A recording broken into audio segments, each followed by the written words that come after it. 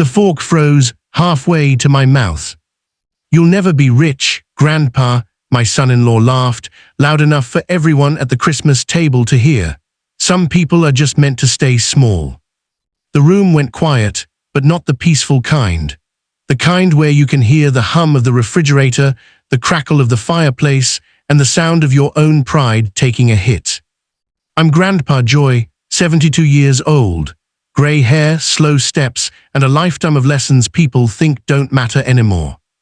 That night at my daughter's house, surrounded by tinsel, turkey, and forced smiles, I learned just how invisible an old man can become, right before everything changed. I had arrived early, as I always did, a neatly wrapped gift under my arm, my best brown coat pressed and clean.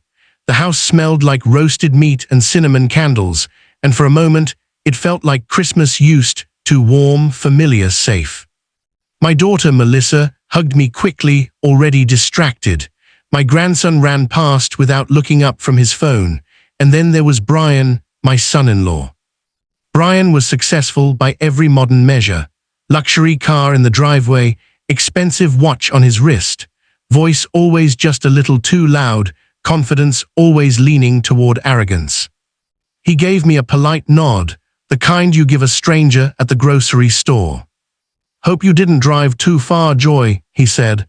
"Gas isn't cheap these days." I smiled. I manage.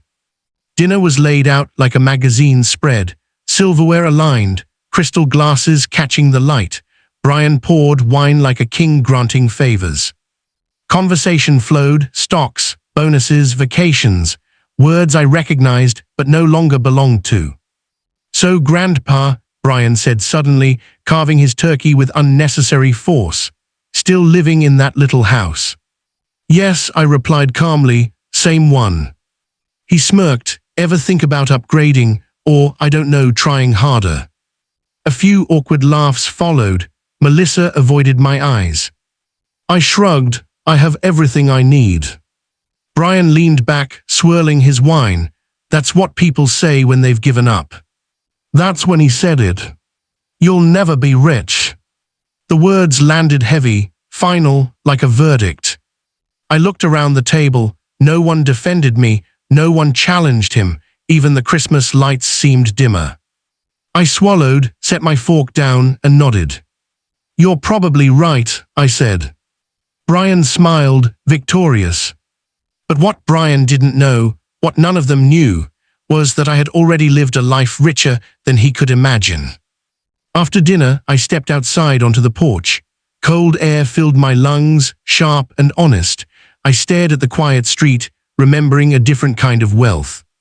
I remembered my late wife, Elena, sewing patches onto my work shirts so we could afford groceries. I remembered building my house with my own hands after my factory shift. I remembered teaching Melissa how to ride a bike, running behind her, pretending not to hold on. I remembered the nights I skipped meals so my family wouldn't have to.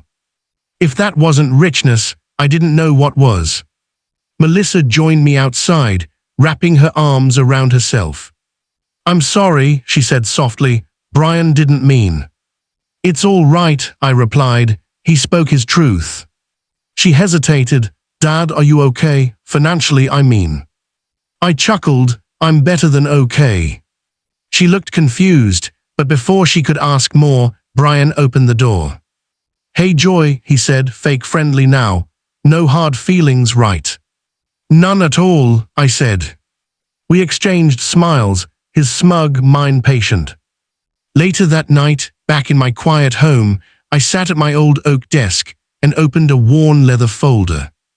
Inside were documents I rarely touched. Land deeds, investment statements, trust paperwork. You see, after retiring early from the factory, I took my severance and did something people didn't expect. I listened. I invested slowly, carefully, no flashy risks, no bragging. I bought land when no one wanted it. I held when others panicked. I lived simply, not because I had to, but because I chose to. By the time Brian was still climbing his corporate ladder, I was already done climbing. The next morning was Christmas Day. My phone buzzed. A message from Brian. Joy, quick question. Do you still own that property near the highway exit? I smiled. Yes, I typed. Why? Company expansion, might need it. Can we talk? We met 2 days later at a cafe. Brian arrived late, suit sharp, confidence slightly cracked. He got straight to it. That land of yours, it's valuable now. We're negotiating acquisitions. I didn't realize you. That I owned it, I finished. He nodded. I bought it 30 years ago, I said. Cost me less than your watch. His jaw tightened.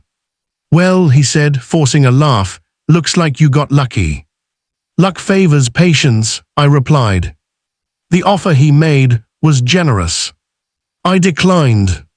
Brian blinked. Excuse me. I'm donating it, I said. A community center, scholarships, something that lasts. You could make millions, he said, incredulous. I already have what I need, I replied.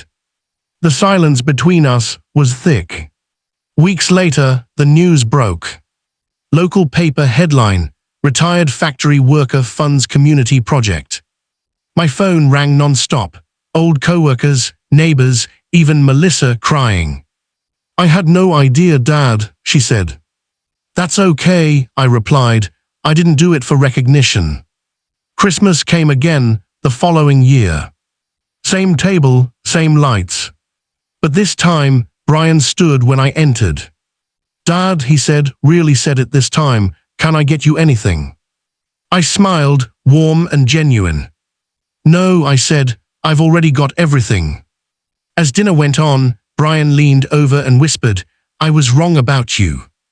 I patted his shoulder. No, I said softly, you just didn't know what rich really meant. And for the first time, the room felt quiet in the right way. Because real wealth doesn't shout. It waits. And when the moment comes, it speaks for itself.